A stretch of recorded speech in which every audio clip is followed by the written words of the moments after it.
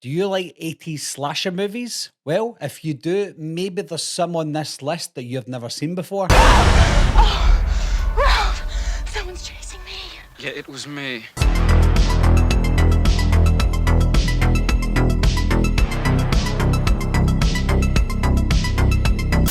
Hi guys, my name's Barry and welcome back to the channel. Thanks to Halloween from 1978, we got a slew of slasher movies after 1978, mainly the early 80s, but because we got so many slasher movies back in the early 80s, there's a lot that just went past everyone and some people just haven't seen, especially the younger generation who are just getting into the slasher movies now. Maybe they want to go back and watch slasher movies that they had never seen before or had never heard of before. So this is 10 forgotten slasher movies of the 1980s that maybe you haven't seen. A surprisingly slick and atmospheric slasher, Night School blends urban grit with academic intrigue, crafting a killer on the loose mystery set against the backdrop of a Boston college campus. It's got a noir-inspired tone and an unusually methodical killer and a mature sensibility that sets it apart from the blood-soaked teen fairy of its era. With stylish direction and a compelling detective subplot, it's more restrained than most of its peers,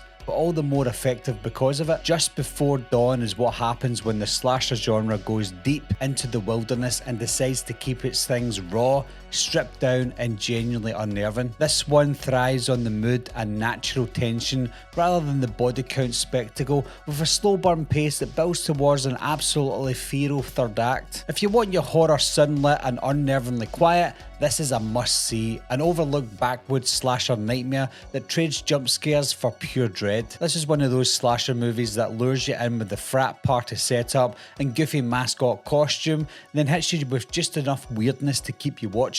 Girls' Night Out isn't particularly polished, but it's a fascinating time capsule of the early 80s college culture, and its killer, clad in a deranged bear costume, delivers a kind of offbeat menace that sticks in your head. Equal parts quirky and brutal, it's a slasher with unexpected bite. Dreamlike and deliberately paced, the slasher is less about shock value and more about mood, mystery and the slow burning terror. It's practically gothic in its atmosphere, unfolding on a remote island drenched in isolation and unease. The film's surreal tone and ambiguous horror gives it a haunting quality, blurring the line between reality and nightmare. For those of you who appreciate the more psychological, dread-soaked experience, this is an eerie hidden treasure. A twisted blend of art house and grindhouse, Curtains is a rare slasher that actually attempts, successfully at times, to be stylish and smart. With a snowy setting, a theatrical premise, and a killer in a disturbingly vacant mask,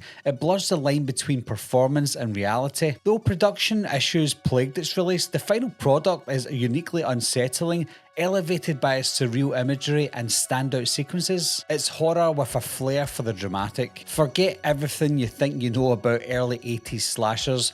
Butcher Baker Nightmare Maker goes completely off script. It's part psychological horror, part domestic melodrama, and it features one of the most unhinged maternal performances in genre history. With taboo-breaking themes and unpredictable twists, this film doesn't just push the boundaries, it steamrolls over them. Bold, strange, and disturbingly personal, it's one of the genre's most fascinating outliers. Part survival thriller, part slasher, the final terror stands out for its realistic tone and ensemble cast. It features early roles for Daryl Hannah and Rachel Ward, as well as a young Joe Pantoliano. It leans hard into the forest setting, using the natural landscape as both a trap and a tool for the characters. Less flashy than its contemporaries, it opts for the earthy grit over gore, making it feel more like a horror-tinged deliverance than a standard stock and slash outing. This is pure slasher comfort food, an unapologetically low-budget affair that leans into the genre's hallmarks with gusto. The Mutilator may have wooden acting and clunky dialogue, but it more than makes up for it with a gleeful embrace of outrageous kills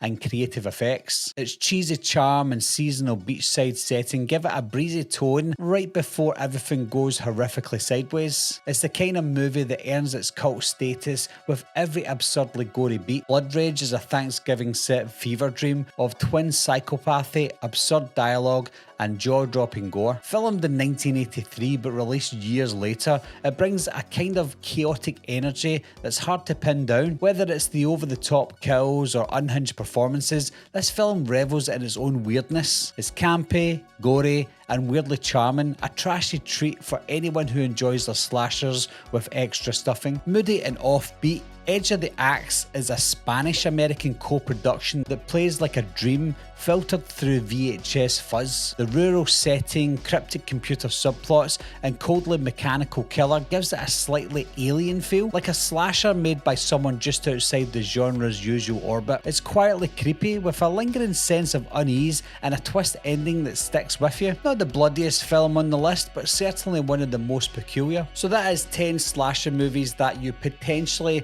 haven't seen before, guys, from the 1980s. Of course, there will be people out there that have seen them all, and if you have seen them all, then this video isn't for you, obviously, but it's for the people who are just getting into it, people who are just wanting to dive right in there and try and find some of those gems. And hopefully, if the list here that I've given you, hopefully there's a couple in there that maybe that you haven't seen and maybe you enjoy if you watch them. But if there is anything else out there, guys, that you think that's so rare and so good that you haven't seen it, leave your list down below. Let me know your thoughts and opinions. And as always, thanks a lot for watching. Thanks for subscribing, and I'll see you soon.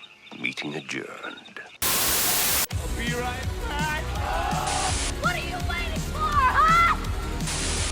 Coming to get you, Barbara. Ever played in the cat? Someone's in the back seat!